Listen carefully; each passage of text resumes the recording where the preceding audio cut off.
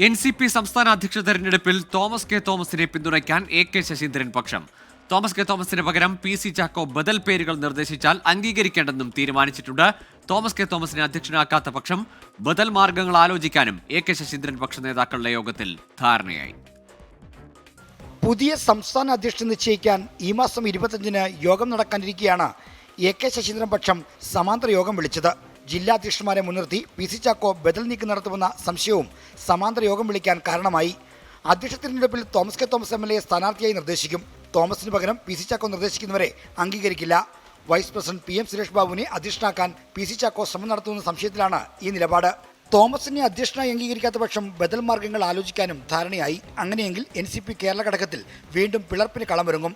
മന്ത്രിമാറ്റം സംബന്ധിച്ച തർക്കത്തിനിടെ PC ചാക്കോ പുറത്താക്കിയ 3 ജില്ലാധ്യക്ഷന്മാർക്ക് പകരം നിയമിതരായവരെ സംസ്ഥാന അധ്യക്ഷ തെരഞ്ഞെടുപ്പിൽ പങ്കെടുപ്പിക്കരുതെന്ന് ആവശ്യപ്പെടാനും ശശീന്ദ്രൻ പക്ഷം തീരുമാനിച്ചു.